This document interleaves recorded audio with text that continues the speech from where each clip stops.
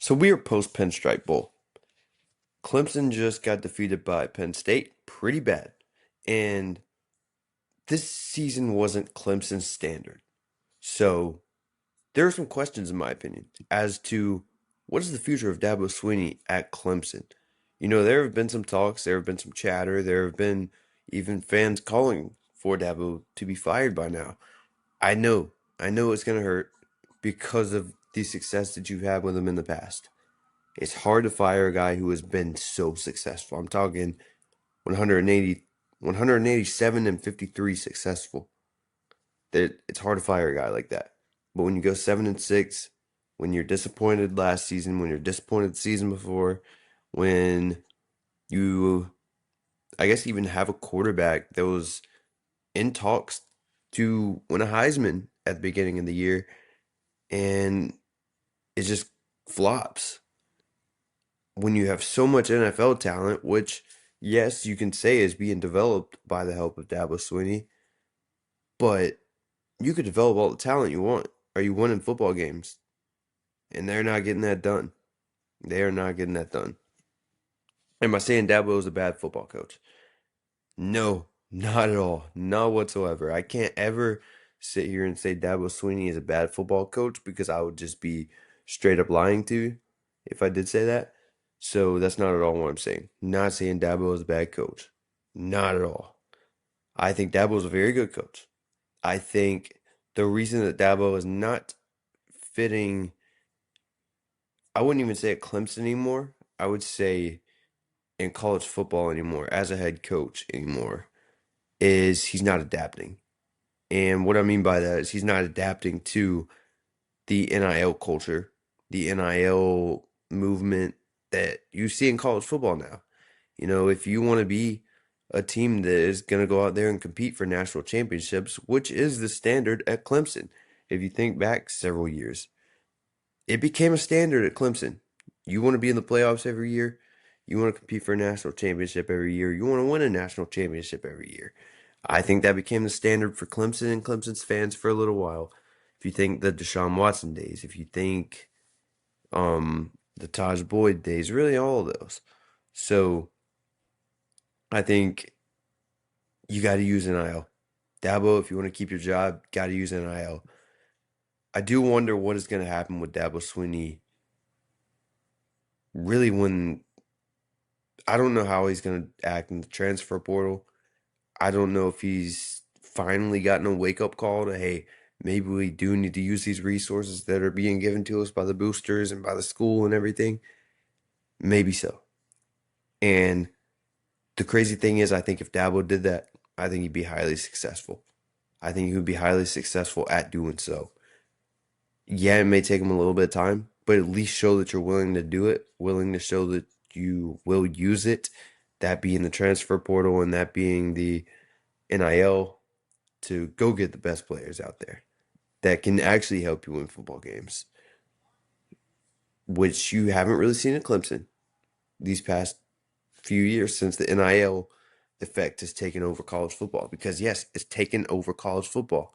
And if you have a head coach that's not going to adapt to it, it's going to be very hard to keep up with the top premier teams in the country that Clemson once was. Use the NIL budget. Use it.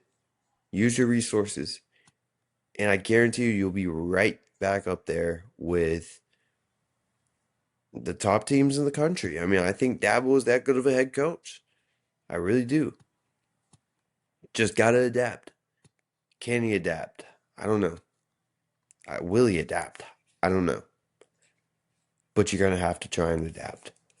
You're going to have to. Because you're going to get outmatched in almost every game. You got outmatched by Penn State. And that was really Penn State's depth.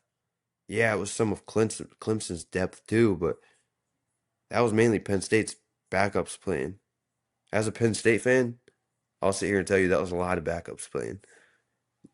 I can't speak too much on Clemson's side because I'm not super tapped into Clemson as much as I would like to be.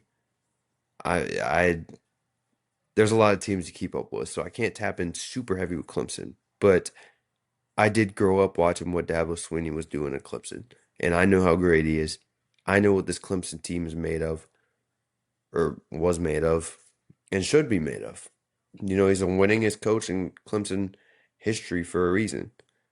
25-14 record versus AP top 10 teams that's saying something to you. 9 ACC championships, 2 national championships. He's got 2 rings, national championship rings. He's making moves, which we'll get into in a minute. But man, you got to adapt roster wise. I think you have to. I just don't know if he's willing to, because Dabo Swinney, he's made it very vocal that he'd like to stick to the old classic way of doing it. That just doesn't work anymore. It just doesn't. So we'll get into some of the moves he's made. And that is the first one is he went out and fired offensive coordinator Garrett Riley. So I think when Garrett Riley was hired at Clemson, there were a good bit of excitement coming into it, because first off, he's the brother of Lincoln Riley. So you would think there's some type of coaching comparisons there, but there's really not. You look at what Garrett Riley did at Texas Tech. He had very good offenses over at Texas Tech. You would think he would come in with a pretty good Clemson squad at the time and have much success. And he had success last year. If you look at last season, he had Cade Klubnik. Cade Klubnik was playing at a high enough level that he was getting Heisman talks going into this year. And then this year, it just looks super flat. Looks super flat. They couldn't get anything clicking with Garrett Riley, with Cade Klubnik, anything. They just couldn't get it going. Couldn't get the offense going. I do think firing Garrett Riley was kind of a move that, I don't know. I guess you had to make it. I guess you have to make it, because if you're Dabo, you can't sit there and look at that coaching staff with your job maybe being on the line and say, I'm just going to stay put. You have to make some type of moves. And the offense was very underwhelming this year, so I think you kind of had to. You kind of had to fire Garrett Riley. And I don't think Dabo wanted to. I think Dabo's even made a vocal that he didn't want to, because, Garrett Riley he's been in talks these not next few years, but the last few years, in some head coaching talks. Like, there were some guys that were really looking at Garrett Riley to be a head coach. And I don't think Dabo wanted to ruin that by firing him. But unfortunately, got to do what you got to do. Business is business. It's tough business. And they did it. They went out and fired Garrett Riley. So they're now looking for an offensive coordinator. Dabo is looking for an offensive coordinator. I'd like to see him go out and make a splash. A guy who can come in and recruit, a guy who can come in and obviously run a solid offense.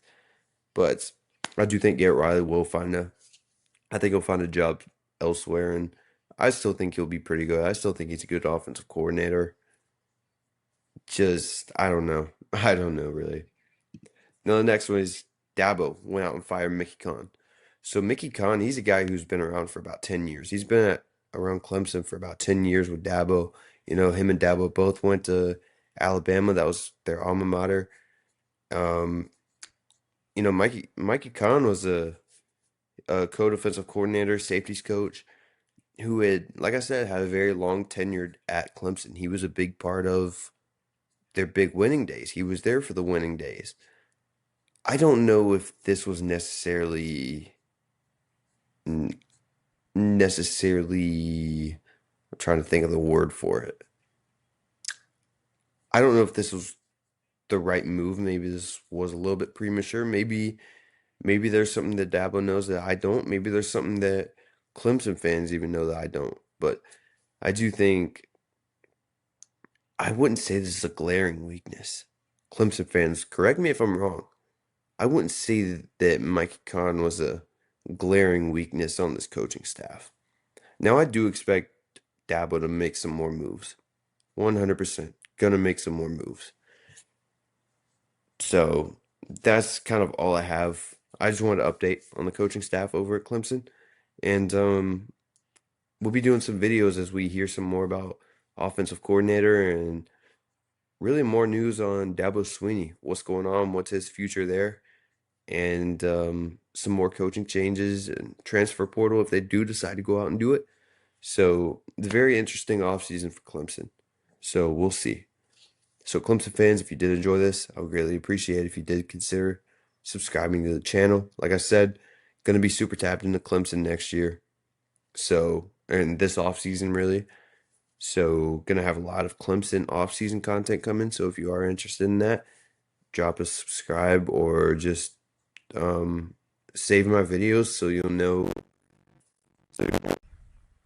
But yeah, anyway, like I said, lots of Clemson content coming. So, stay tuned for that. But I'll catch you guys on the next one. Peace.